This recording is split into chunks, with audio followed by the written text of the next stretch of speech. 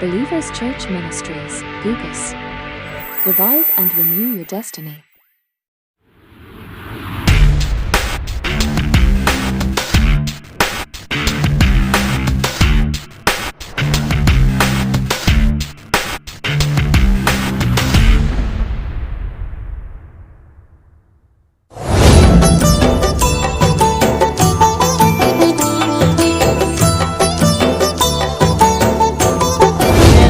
ఆమేన్.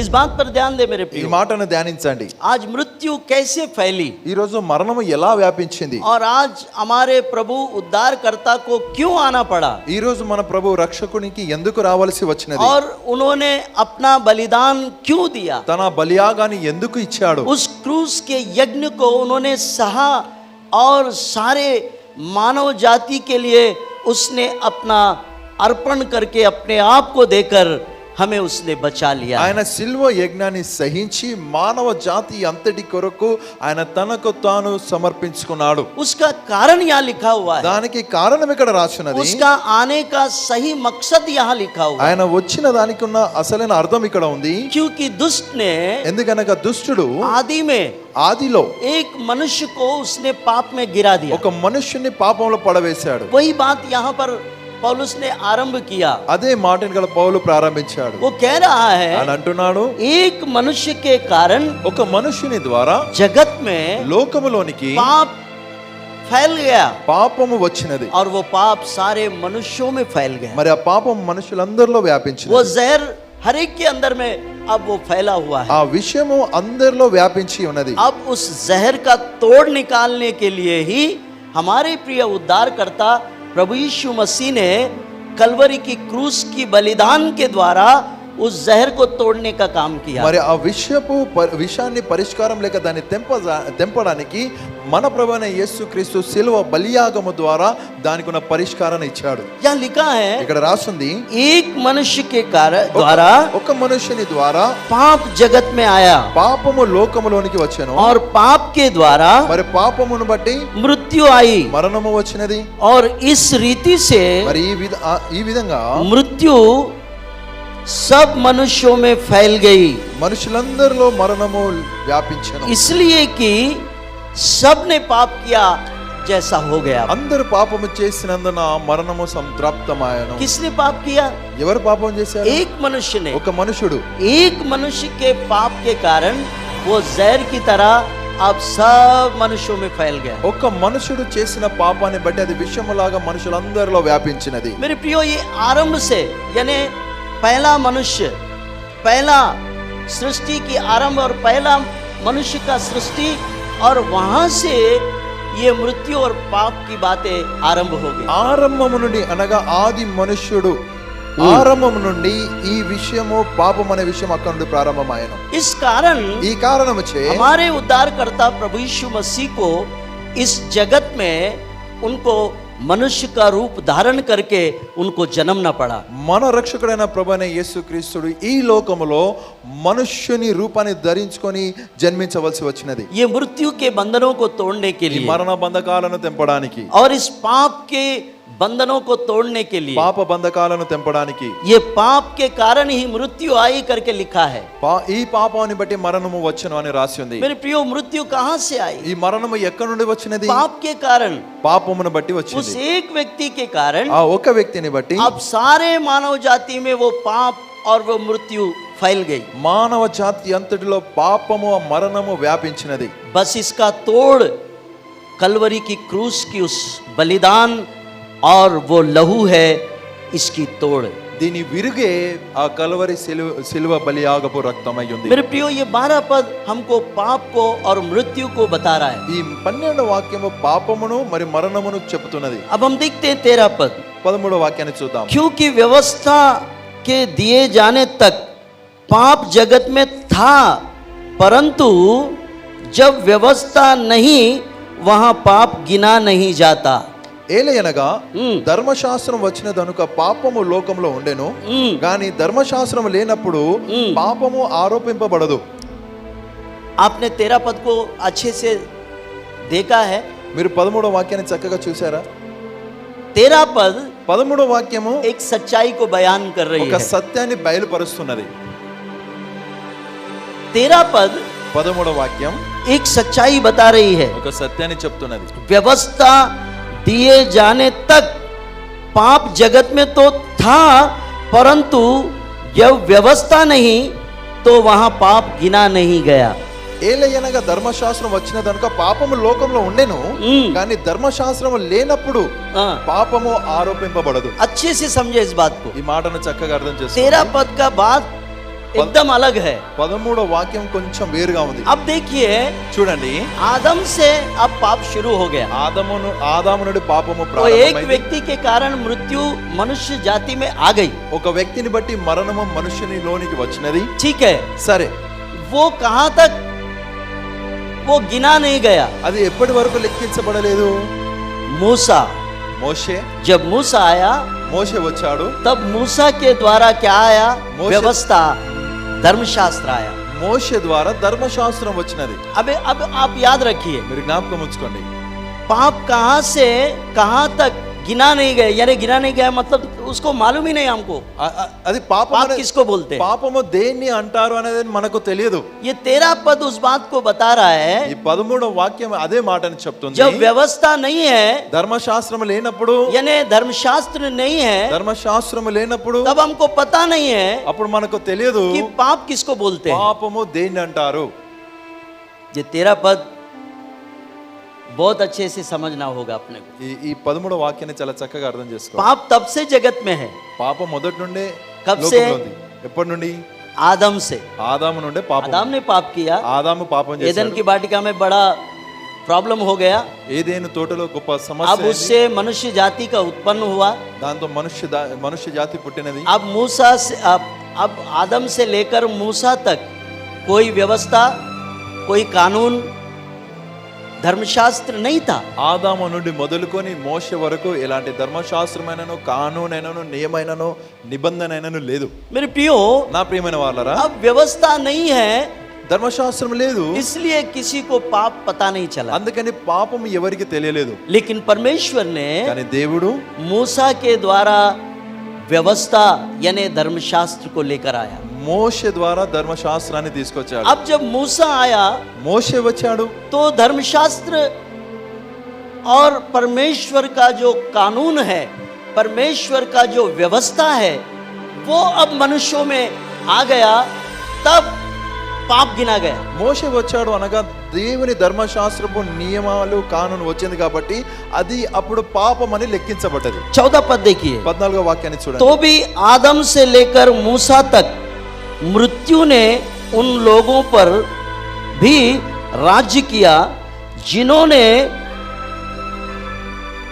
उस आदम के अपराध की नाई जो उस आने वाले का चिन्ह है वो पाप न किया। तेलुगु में అయినను ఆదాము చేసిన అతిక్రమమును బోలి పాపము చేయని వారి మీద కూడా ఆదాము మొదలుకొని మోషే వరకు మరణమేలెను. समझ रहे मेरी बात? 14 पद। 14వ వాక్యం. आदम से लेकर ఆదాము మొదలుకొని मूसा तक మోషే వరకు మరణమేలెను. उनके ऊपर में मृत्यु ने राज्य किया। వారి మీద మరణము రాజ్యము చేసెను, మరణమేలెను. कब से कब तक? ఎప్పటి నుండి ఇప్పటి వరకు? आदम से लेके ఆదాము నుండి మొదలుకొని मूसा तक। మోషే వరకు. आमेन, हालेलुया। अपराध की नाई जो उस आने वाले का चिन्ह है, पाप न किया। हाँ, तेलुगु में అయితే clear। అపరాధము కలిగినట్టు కృపావరము కలగలేదు. यहाँ पर यीशु मसीह का जो आना और उनका इस पाप और मृत्यु और इससे बचाव करने का जो बात है वो यहाँ पर हमें स्पष्ट दिखाई दे रही है। యేసుక్రీస్తు రావడము, పాపము, మరణము మరి కాపుదల అనేటువంటి విషయం ఇక్కడ స్పష్టీకరణ అవుతుంది.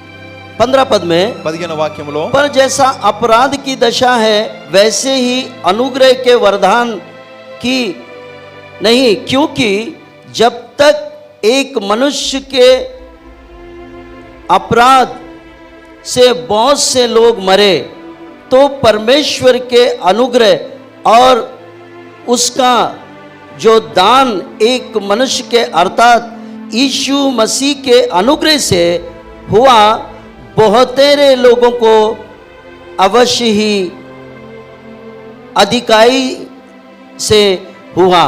आमेन, हालेलुया, हालेलुया। जैसे मेरे प्रियो आदम के कारण जो पाप मृत्यु मनुष्यों में आई, वैसे ही अब परमेश्वर ने अपने पुत्र यीशु मसीह के उस अनुग्रह के वरदान के द्वारा उनके कारण अब वही मृत्यु को तोड़ निकाल कर परमेश्वर ने यीशु मसीह के द्वारा हम पर अनुग्रह किया, और उस वरदान के कारण हम उस मृत्यु से బచ్ గए।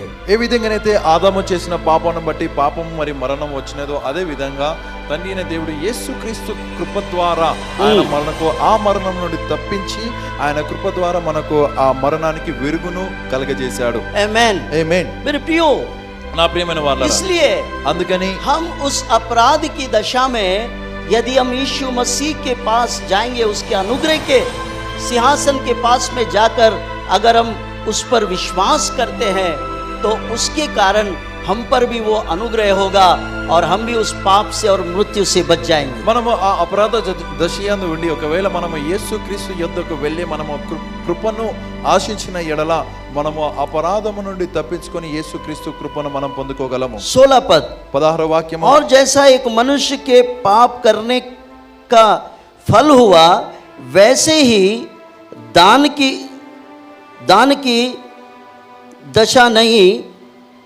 क्योंकि एक ही के कारण दंड की आज्ञा का फैला हुआ, परंतु बहुतेरे अपराधों से ऐसा वरदान उत्पन्न हुआ कि लोग धर्मी ठहरे।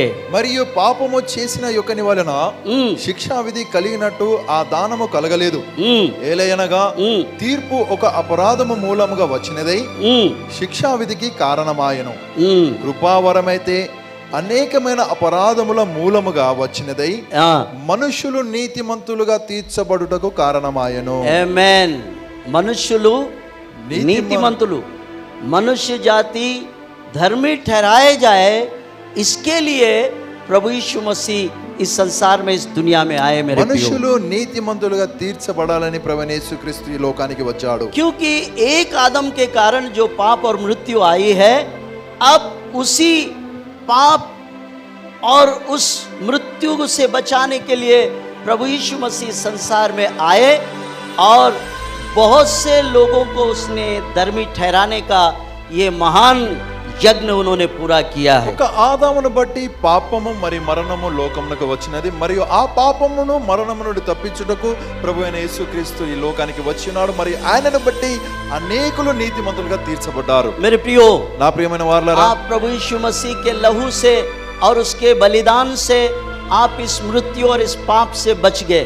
మీరు ప్రభువైన యేసుక్రీస్తు రక్తము ద్వారాను ఆయన బలియాగము ద్వారా ఈ పాపము మరణము నుండి మీరు తప్పించబడ్డారు। उसकी कलवरी की क्रूस की उस बलिदान ने आपको और मुझको उस पाप से और उस मृत्यु से उसने हमें बचा लिया है। ఆ కల్వరి శిలువ బలియాగము ఆ రక్తం ద్వారా ఆయన నిన్ను నన్ను పాపము మరి మరణం నుండి తప్పించున్నాడు। इसलिए అందుకని वो पहला आदम ఆయన మొదటి ఆదాము, और प्रभु यीशु मसीह को आखिरी आदम का नाम दिया మరి गया, ప్రభువైన యేసుక్రీస్తునకు కడపటి ఆదాము అని పేరిచ్చారు। क्योंकि एक के द्वारा पाप और मृत्यु आया ఒకని ద్వారా పాపము మరి మరణము వచ్చినది, और दूसरे के द्वारा మరి రెండవ అతని प्रभु ద్వారా यीशु मसीह के द्वारा ప్రభువైన యేసుక్రీస్తు ద్వారా हमें अनुग्रह और वरदान मिला कि हम उस पाप से और मृत्यु के बंधन से छूटकर आज हम धर्मी ठहराए गए। యేసుక్రీస్తు ద్వారా పాప మరణ బంధకాల నుండి విడుదల పొందుకొనడానికి కృపావరం మనకు కలిగినది। ये बात पौलुस ने रोमियो की कलीसिया को बताना चाहा। ఈ మాటను పౌలు రోమియోల సంఘానికి చెప్పాలనుకున్నాడు। जैसे तुम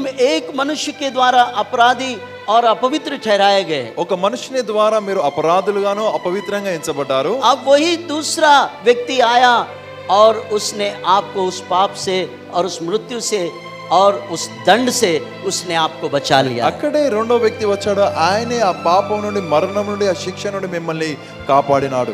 आमेन, ఆమేన్, हालेलुया। హల్లెలూయా। ये है वो आरंभ से जो चला आ रहा है वो कहानी मेरे प्रियो ఆరంభము నుండి కొనసాగుతూ వచ్చిన కథ ఇది నా ప్రియమైన आपको వాళ్ళ उस मृत्यु से बचाने के लिए प्रभु यीशु मसीह ही एक ऐसा मात्र मार्ग है, हम उसी के द्वारा हम अपने सारे अपराधों से हम छूट सकते हैं। ఆ మరణం నుండి కాపాడడానికి ప్రభువైన యేసు క్రీస్తు ఒకే ఒక మార్గమై ఉన్నాడు. ఆయనను బట్టియే మనము ఆ అపరాధాలన్నిటి నుండి తప్పించుకోగలము. सिर्फ आपको ये कहना है నీవు ఇంతే అనాలి, कि हे प्रभु, ప్రభువా मैं अपने आप को मेरे सारे अधर्म और पापों को मैं तेरे कलवरी के क्रूस पर रखता हूँ। నన్ను నేను నా అపరాధములు నా పాపములు నీ కల్వరి సిలువ యొద్ద मैं పెడుతున్నాను. आपके क्रूस के तले आता हूँ, నీ సిలువ యొద్దకు मैं వస్తున్నాను, तेरे लहू के नीचे आता నీ हूँ। రక్తం కిందికి వస్తున్నాను. मुझे धोकर पवित्र कर, నన్ను కడిగి పరిశుద్ధపరచు, मुझे शुद्ध कर, నన్ను శుద్ధీకరించు, मुझे माफ कर। నన్ను క్షమించు. मेरे अपराधों और मेरे गुनाहों से तू मुझे माफ कर और तू मुझे अपना ले। నా అపరాధముల నుండి నా తప్పిదముల నుండి నన్ను క్షమించుము.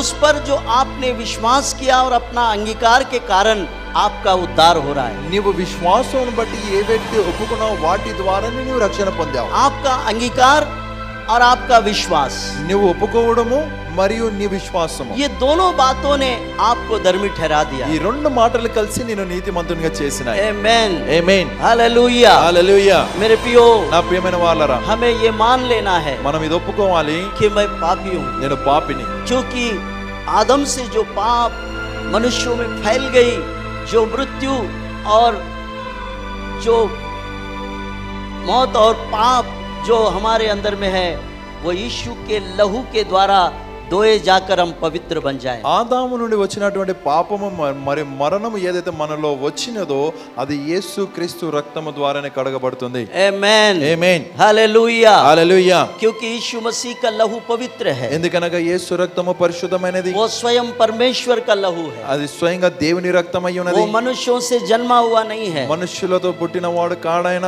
वो ईश्वर में का एक भाग है, एक भाग है जो स्वयं ईश्वर ने मनुष्य का रूप धारण करके इस पृथ्वी पर आया। దేవునిలో నుండి వచ్చినటువంటి ఒక భాగమై ఉన్నది. ఆయనే స్వయంగా దేవుడయ్యే మనుష్య రూపాన్ని ధరించుకున్నాడు. क्योंकि आदम का पाप और उसकी मृत्यु को धोने के लिए और किसी का लहू काम नहीं करेगा, सिर्फ परमेश्वरत्व का जो यीशु मसीह का जो लहू है, वो पवित्र लहू ही उसको धो सकता है। ఎందుకనగా ఆదాము చేసిన పాపములను కడగడానికి ఎవరి రక్తము పనికిరాదు, కానీ దైవత్వపు రక్తమే ప్రభువైన యేసు క్రీస్తు యొక్క రక్తమే వాటిని కడిగి పరిశుద్ధపరచును. आज मेरे प्रियो, ఈ రోజు నా ప్రియమైన हम వాళ్ళారా, सब जो धर्मी ठहरे हैं, మనమందరం నీతిమంతులు ఎంచబడ్డాం. तो उसका एक ही एक मनुष्य है जो प्रभु यीशु मसीह, वही उनके लहू के द्वारा हम धोए गए और पवित्र किए गए। దానికై ఒకే ఒక మనుషుడు ఉన్నాడు, ఆయనే ప్రభువైన యేసుక్రీస్తు. ఆయన రక్తం ద్వారానే మనము కడగబడి శుద్ధీకరించబడ్డాం. 17 पद को देखिए। 17వ వాక్యాన్ని చూద్దాం. क्योंकि जब एक मनुष्य के अपराध के कारण मृत्यु ने उस एक ही के द्वारा राज्य किया, तो जो लोग अनुग्रह और धर्मी रूपी वरदान बहुतायत से पाते हैं, वे एक मनुष्य के अर्थात यीशु मसीह के द्वारा अवश्य ही अनंत जीवन में राज्य करेंगे। మరణము ఒకని అపరాధ మూలంగా వచ్చినదై हम्म, ఆ ఒకని ద్వారానే ఏలిన ఎడల हाँ, కృప బాహుల్యమును हम्म, నీతి దానమును हम्म, పొందువారు జీవము గలవారై हम्म, మరి నిశ్చయముగా हम्म। క్రీస్తును ఒకని ద్వారానే ఏలుదురు. आमेन, हालेलुया। प्रभु यीशु मसीह मनुष्यों के अर्थात यीशु मसीह के द्वारा अवश्य ही अनंत जीवन में राज्य करेंगे। యేసు క్రీస్తు ద్వారానే నిశ్చయముగా నిత్య జీవము ఏలును. मेरे प्रियो, నా ప్రియమైన వాళ్ళారా, हम अनंत काल के जीवन में राज्य करेंगे यीशु मसीह के द्वारा। యేసు క్రీస్తు ద్వారా మనము నిత్య జీవంలో రాజ్యం ఏలుతాము. इसलिए ఇద్దరు మనుషుల విషయమే మాట్లాడుతున్నాడు ఇక్కడ. एक पहला आदम ఒకటి మొదటి ఆదాము, और दूसरा आदम, రెండవది కడపటి ये ఆదాము. दोनों की बातें इस अध्याय में पूरा सम्मिलित है। ఈ ఇద్దరి విషయం ఈ అధ్యాయం అంతా సమకూడి ఉన్నది. कैसा एक व्यक्ति के द्वारा मृत्यु और पाप, और कैसा एक व्यक्ति के द्वारा हम धर्मी ठहराए गए। ఒక వ్యక్తి ద్వారా మరణము మరియు పాపము వచ్చినది, మరి ఒక వ్యక్తి ద్వారా నీతిమంతులాగున. मेरे प्रियो, आखिरी पद 21 पद को हम देख रहे हैं 21వ వాక్యాన్ని చూద్దాం. कि जैसा पाप ने मृत्यु फैलाते हुए राज्य किया, वैसे ही हमारे प्रभु यीशु मसीह के द्वारा अनुग्रह भी अनंत जीवन के लिए हम धर्मी ठहराए हुए राज्य करेंगे। आमेन। हालेलुया, హల్లెలూయా, हालेलुया, హల్లెలూయా. मेरे प्रियो 21वां पद आखिरी पद, 21 వాక్యం ఏదైతే ఉందో చివరి వాక్యము, यीशु मसीह के द्वारा अनुग्रह भी अनंत जीवन के लिए हम लोग धर्मी ठहराए जाएंगे। యేసు క్రీస్తు కృప ద్వారా మనమందరము నీతిమంతులుగా ఎంచబడ్డాము, మరి ఆ కృపను పొందుకున్నాము. मेरे प्रियो, నా ప్రియమైన వాళ్ళరా, हमें यीशु मसीह को और उसके पिता को हमें धन्यवाद देना है। యేసు క్రీస్తునకు మరి ఆయన తండ్రికి మనం వందనాలు చెల్లించాలి. हमें उसने पाप और मृत्यु के बंधनों से छुड़ाकर పాప మరణపు బంధకాల నుండి విడిపించి अपने पुत्र यीशु मसीह के द्वारा हम पर बड़ा अनुग्रह किया। తన కుమారుడైన యేసు క్రీస్తు ద్వారా గొప్ప కృపను చూపినాడు. बहुत बड़ा अनुग्रह हम पर हुआ है। గొప్ప కృప మనకు కలిగినది. पाप बहुत हुआ, అక్కడ పాపము అధికముగా జరిగినది. लेकिन उससे बढ़कर हमारे प्रभु परमेश्वर ने अपने पुत्र के द्वारा हम पर अनुग्रह किया। దానికి మించి మన తండ్రి అయిన దేవుడు తన కుమారుని ద్వారా మన మీద కృపను విస్తరింపజేశాడు. उसके पुत्र के द्वारा हम पर बड़ा अनुग्रह किया उसने, ఆయన కుమారుని ద్వారా కృపను కలుగజేసినాడు. और हमें उसने धर्मी ठहराकर उसके राज्य में रहने का योग्य हमने उसने बनाया। మరి నీతిమంతులుగా తీర్చి తన రాజ్యంలో ఉండేలా చేసినాడు ఆయన. इसलिए यहाँ लिखा है, అందుకని ఇక్కడ రాస్తుంది, धर्मी ठहराते हुए हम लोग राज्य करेंगे। మనము నీతిమంతులమే మనం రాజ్యం ఏలుతాము. प्रभु की स्तुति हो मेरे प्रियो। దేవునికి స్తోత్రం నా ప్రియమైన ये వాళ్ళారా. बातें बड़े अनुग्रह और दयामय बातें हैं। ఇవి చాలా కృప మరి కనికరంతో నిన్న మాటలు. मनुष्य की मृत्यु और पापमय दशा में उसने अपने पुत्र प्रभु यीशु मसीह के द्वारा हमें धर्मी ठहराकर उसने अपने राज्य में अपने वारिस बनाया है। మనుషుడు పాప మరణపు దశలో ప్రభువైన యేసుక్రీస్తు ద్వారా మనల్ని నీతిమంతులుగా తీర్చుకుని తన రాజ్యానికి వారసులుగా చేసినాడు ఆయన. मेरे प्रियो, నా ప్రియమైన వాళ్ళారా, आज हमें यीशु मसीह से हमें ये अनुग्रह ये अनुग्रह हम पे मिला है, तो उसे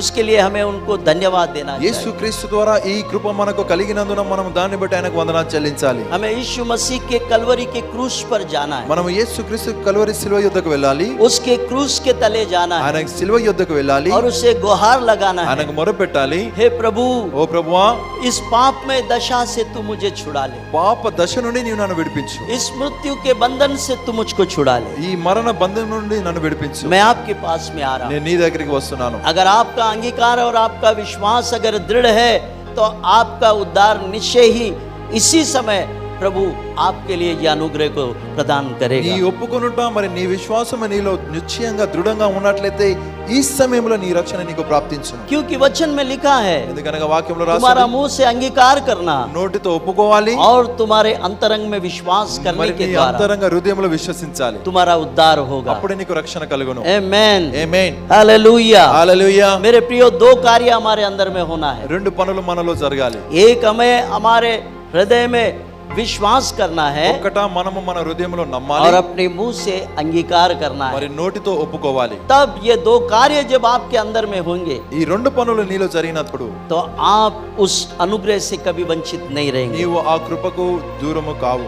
आप भी धर्मी ठहराए जाकर आप भी परमेश्वर के उस अनंतता में राज्य करेंगे। నీవు నీతిమంతునిగా ఎంచబడి నీవు ఆ నిత్యత్వపు రాజ్యంలో నీవు ఉంటావు. आमेन, ఆమేన్, हालेलुया। హల్లెలూయా. प्रभु की स्तुति हो मेरे प्रियो। దేవునికి స్తోత్రం నా ప్రియమైన వాళ్ళ. आप इस अंगीकार को और इस विश्वास को अपने अंदर में दृढ़ और बनाए रखिए। నీ ఒప్పుకోలును నీకున్న విశ్వాసమును నీలో దృఢపరచుకో. अगर आज भी आप में कोई अभी भी प्रभु से अगर आप दूर है, तो आइए उसके क्रूस के तले आकर आप अपना अंगीकार और अपना विश्वास को प्रकट करें। ఈ రోజును ఇప్పటికీ ఎవరైనా ప్రభువునకు దూరంగా ఉన్నారైతే రండి, మీరు మీ నోటితో ఒప్పుకొని మీ హృదయంలో మీ విశ్వాసమును आज దృఢపరచుకోండి. ही अभी प्रभु आपको स्वीकार करेगा, आपके पापों से आपको धोकर पवित्र करेगा। మరి ఈ రోజు ఇప్పుడే దేవుడు నిన్ను స్వీకరించి నీకున్న పాపం నుండి నీకున్న మరణం నుండి నిన్ను దూరం చేస్తాడు. क्योंकि उसका लहू हमें शुद्ध करने में सामर्थ्य है। ఆయన రక్తము మనల్ని శుద్ధీకరించుటలో क्योंकि సామర్థ్యవంతమైనది. उसके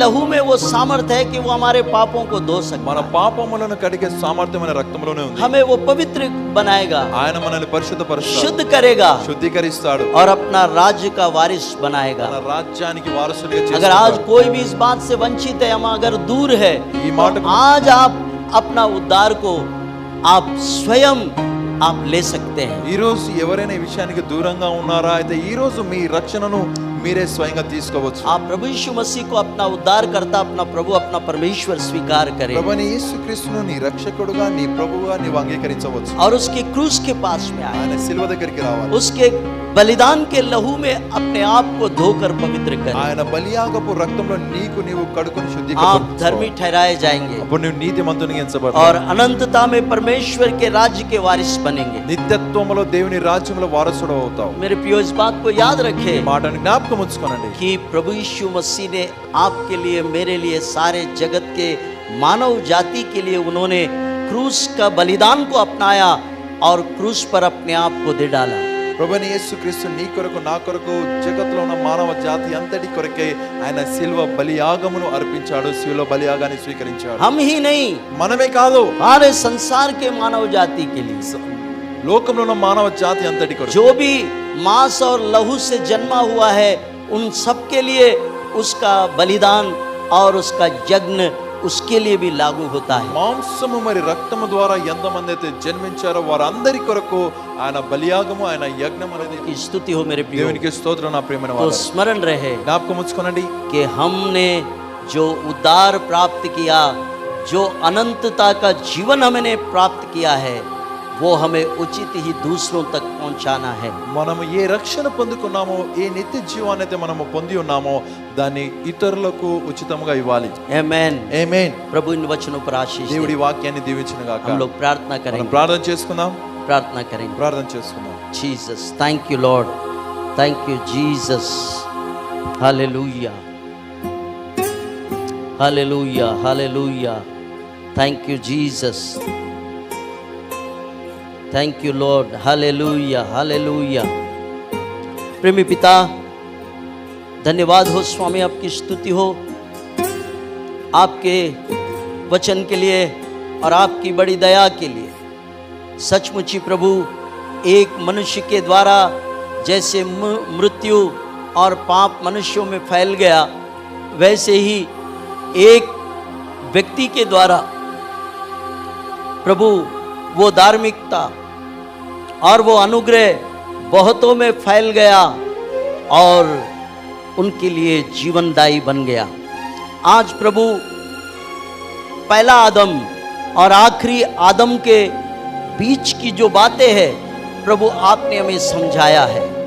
पिता, मैं धन्यवाद देता हूं कि सचमुच ही एक मनुष्य के द्वारा पाप आया तो दूसरे मनुष्य के द्वारा अनुग्रह और उद्धार आया, और जिससे सारा मनुष्य जाति धर्मी ठहराए गए और तेरे राज्य के वारिस बन गए। प्रभु, इस बात को हमने देखा है कि जैसे एक मनुष्य से जो कुछ बिगड़ गया, और वही एक मनुष्य से आपने सब कुछ प्रभु पूरी तरह से आपने पवित्र करके हमें दिया। मैं धन्यवाद देता हूं, आपकी स्तुति करता हूं। तेरा वचन ताया हुआ है, तेरे वचन को समझने में और उसे ग्रहण करने में हमारी सहायता कीजिए। प्रभु, सहायता कर। तेरे बच्चों पर तेरी आशीष होने, कलीसिया पर तेरा अनुग्रह होने दे। तेरी कृपा दृष्टि हम पर बनाए रख। हम धन्यवाद देते हैं प्रभु आपके वचन के लिए। वचनों को प्रभु तू स्थिर कर, हमारे हृदयों में प्रभु उसको ऐसा बो कि वो फल लाए।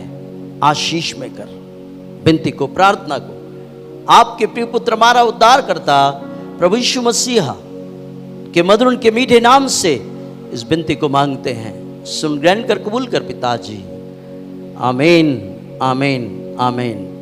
आप सबको मालूम है, पतरस जब पानी पर चल रहा था, भली भांति चल रहा था वो, लेकिन जब उसने उधर इधर संसार की ओर देखा तो वो डूबने लग गया।